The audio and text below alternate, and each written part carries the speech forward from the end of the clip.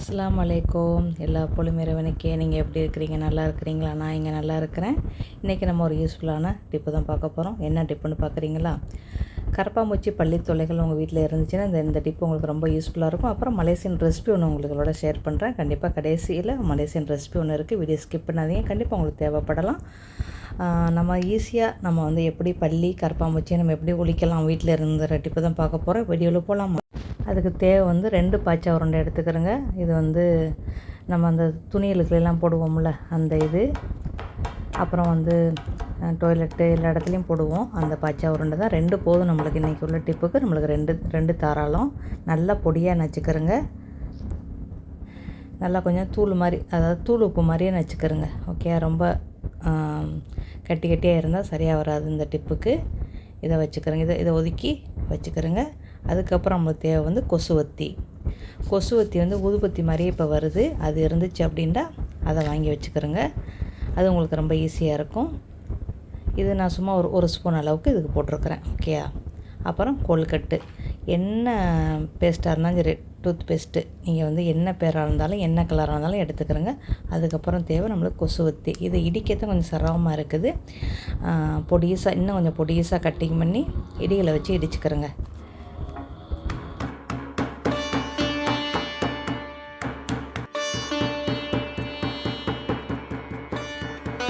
நல்லா இடிகளை வச்சுக்கிட்டு அப்படியே இடிச்சிங்கனாலே உங்களுக்கு நல்லா தூளாயிரும். இல்லை சுத்தியல் வச்சுக்கிட்டு லேசாக தட்டுங்க. அது நல்லாவே நஞ்சிரும். மர சுத்தியெல்லாம் இருந்துச்சுன்னா தட்டுங்க, அது உங்களுக்கு ஓகேயாக இருக்கும். இதுலேயும் வந்து ஒரு அரை ஸ்பூன் அளவுக்கு போடுங்க. பாய்ச்சா உருண்டை வந்து 1 ஸ்பூனு, இது வந்து ஒரு அரை ஸ்பூன் அளவுக்கு போடுங்க. அப்புறம் வெஸ்லின் க்ரீம் வந்து ஒரு 1/4 ஸ்பூன் அளவுக்கு போடுங்க. போட்டு எல்லாத்தையும் மிக்ஸ் பண்ணிக்கிறேங்க. இது நம்ம போட்டிருக்கிற பொருள் எதுவுமே பள்ளி கரப்பாம்பூச்சிக்கு பிடிக்காது. ஓகே, இந்த 4 பொருளையும் போட்டு நல்லா கிண்டிக்கிறேங்க. கைப்பட வேணால், கை லேசாக எரிப்புத்தன்மை வரும். அதனால் லைட்டாக கிண்டிக்கிறேங்க. இந்த இதுவே உங்களுக்கு போதும். கிரீமு போட்டிருக்குறோம், அப்புறம் வந்து கோல்கட்டு போட்டிருக்குறோம், அப்புறம் அந்த 2 தூள்கள் போட்டிருக்குறோம்.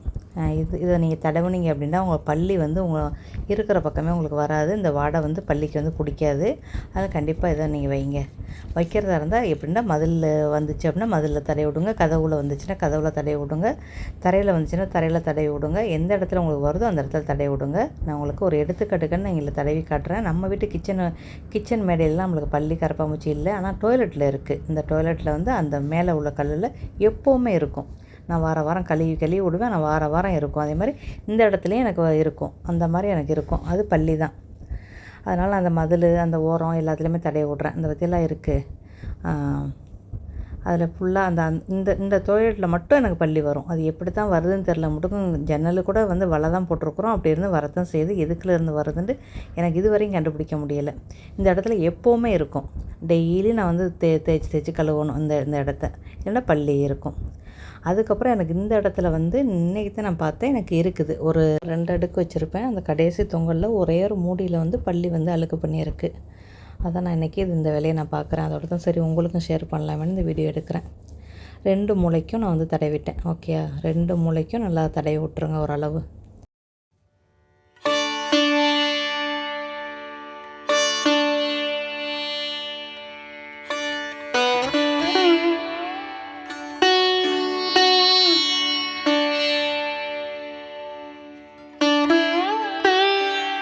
அடுத்த டிப்பு பார்க்கலாமா? ஒரு துணி எடுத்துக்கிறேங்க. துணி வந்து காட்டன் துணி. இது வந்து நைட்டி தான், பழைய நைட்டி. அதை வந்து கட்டிங் பண்ணி வச்சுருக்கிறேன். ஒரு தடவை எலியெல்லாம் குதறிடுச்சுல அந்த நைட்டி. அதில் வந்து பூண்டுத்தோல், வெங்காயத்தோல் அதை கொஞ்சம் போடுங்க. ஒரு பொடி போடுங்க. போட்டுட்டு அதில் வந்து பாய்ச்சா உருண்டை தூள் போடுங்க.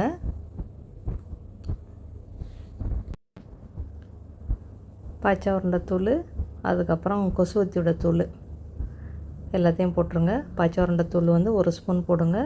கொசுவத்தி தூள் வந்து ஒரு அரை ஸ்பூன் போடுங்க. அவ்வளோதான் இருக்குது. போட்டுக்கிறேங்க. போட்டு ஒரு முடிச்சு மாதிரி கட்டிக்கிறேங்க. கட்டுறதுக்கு அதிலே கயிறு கிழிச்சு வச்சுருக்கிறேன். அதை வச்சு நம்ம கட்டிக்கிற வேண்டியது. முடிச்சு மாதிரி போட்டுற வேண்டியது ஒரு பொட்டலம். ஓகே, அதை அப்படியே கயிறு வச்சு கட்டிட வேண்டியது. கட்டியாச்சா? இப்போ அதை தொங்க விடுறதுக்கு அதிலே ஒரு முடிச்சு மாதிரி போட்டுருங்க. போட்டிங்கன்னா நீங்கள் வந்து கதவுல இல்லை ஜன்னலில் கட்டி விட்டுக்கரலாம், இல்லை தொங்க விட்டுக்கரலாம். அவ்வளோதான், நம்மளோட பொட்டெல்லாம் ரெடி ஆயிடுச்சு. இப்போ இதை எடுத்து கதவு ஓரத்தில் தொங்க விடலாம், ஜன்னலில் கட்டி விடலாம். உங்களுக்கு எந்த இடத்துல அதிகமாக பல்லி கரப்பான்பூச்சி வருதோ அந்த இடத்துல விட்டு வச்சுக்கிறேங்க. ஏன்னா ஜன்னலுக்கும் கதவுக்கும் இடையில் அந்த ஒரு ஆணி இருக்கும், அதில் மாட்டி விட்ருக்குறேன்.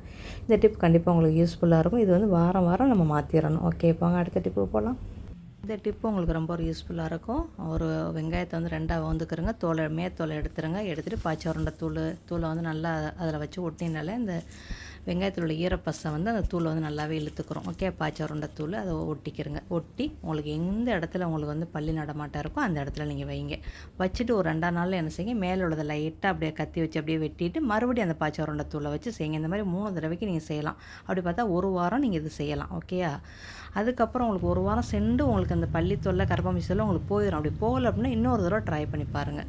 எந்த இடத்துல உங்களுக்கு அதிகமாக இருக்கோ அந்த இடத்துல வச்சுக்கிறேங்க. இந்த டிப் கண்டிப்பாக உங்கள் எல்லாருக்குமே ரொம்ப ஒரு யூஸ்ஃபுல்லாக இருக்கும். உங்களுக்கு இந்த 3 டிப்புமே ரொம்ப ஒரு யூஸ்ஃபுல்லாக இருக்கும் நம்புறேன். உங்களுக்கு யூஸ்ஃபுல்லாக இருந்துச்சுன்னா இந்த வீடியோக்கு ஒரு லைக் கொடுங்க. அப்படியே நம்ம சேனல் இது வரைக்கும் சப்ஸ்கிரைப் பண்ணிக்கிறேங்க. இப்போ வாங்க குட்டீஸுக்கெல்லாம் பிடிச்சோம்னா ஒரு ரெசிபி உள்ளுக்கு போகலாம். இது வந்து மலேசியன் ரெசிபி, ரொம்ப நல்லாயிருக்கும். இஞ்சி பூண்டு உப்பு போட்டு பிரட்டி வச்சுட்டேன். இப்போ நான் மஞ்சத்தூள் மட்டும் 1 ஸ்பூன் அளவுக்கு போடுறேன். இது வந்து 1 கிலோ சிக்கனு.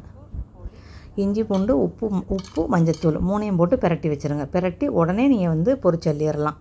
பொரிச்சல்லினா எப்படின்னா ரொம்பலாம் பொரிக்கக்கூடாது, ஒரு 3/4 வேக்காடுக்கு பொரிச்சின்னா போதும்.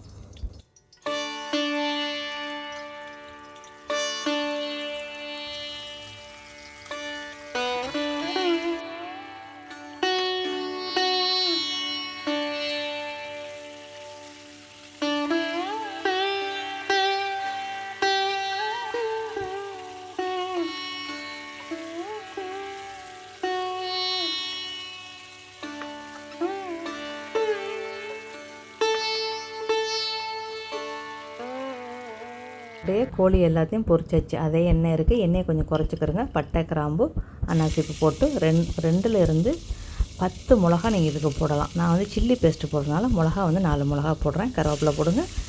ஆனால் வந்து இங்கே மலைக்கிறவங்க கருவேப்பிலாம் போட மாட்டாங்க. ஒரு நல்லா பெரிய வெங்காயத்தை நல்லா நீல வாகில் கட்டிங் பண்ணிக்கிறேங்க.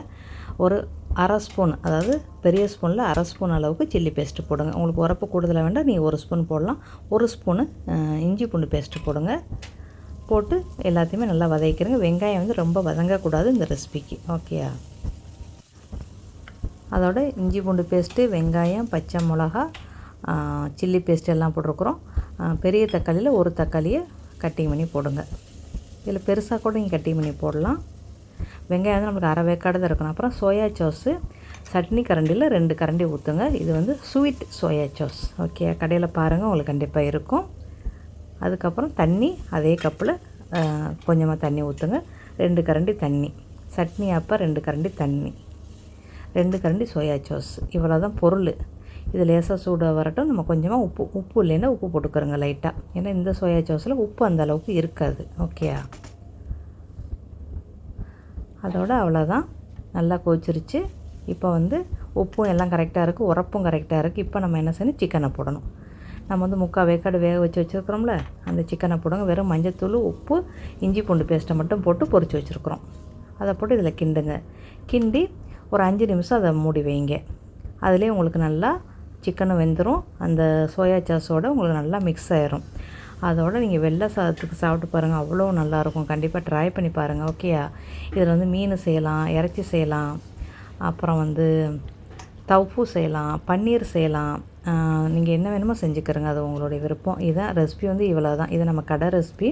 கண்டிப்பாக ரொம்ப நல்லாவே இருக்கும். இதில் நீங்கள் இன்னும் கொஞ்சம் டேஸ்ட்டாக வேணும் அப்படின்னா கொஞ்சோண்டு ஜீரகத்தூள் கொஞ்சோண்டு போடுங்க. அடுப்பு அடைக்கிற டயத்தில் ஜீரகத்தூள் போடுங்க, அது ரொம்ப நல்லாயிருக்கும். ஓகே, அந்த வாசம் ரொம்ப நல்லாயிருக்கும். கண்டிப்பாக இன்றைக்கி போட்டிருக்க டிப்பெல்லாம் உங்களுக்கு ரொம்ப யூஸ்ஃபுல்லாக இருக்கும் நம்புறேன். ரெசிபியை கண்டிப்பாக செஞ்சு பார்த்துட்டு ஃபீட்பேக்கை சொல்லுங்கள். அப்புறம் இன்றைக்கி போட்டிருக்கிற டிப் வந்து உங்களுக்கு என்ன டிப் ரொம்ப யூஸ்ஃபுல்லாக இருக்குது, என்னத்தை செஞ்சு பார்த்தீங்க, இல்லை உங்களுக்கு தெரிஞ்ச டிப்பா இல்லை தெரியாத டிப்பா, நீங்கள் எதாக இருந்தாலும் கமெண்ட் பண்ணுங்கள். ஓகேயா? அதுக்கப்புறம் நம்ம சேனல் இது வரைக்கும் சப்ஸ்கிரைப் பண்ணுங்கள். உங்களுக்கு இந்த வீடியோ ரொம்ப பிடிச்சிச்சு அப்படின்னா ஒரு லைக் கொடுங்க. அப்படியே உங்கள் ஃப்ரெண்டு ஃபேமிலி ஷேர் பண்ணுங்கள். நெக்ஸ்ட்டு பதிவில் சந்திக்கலாமா? By, see you.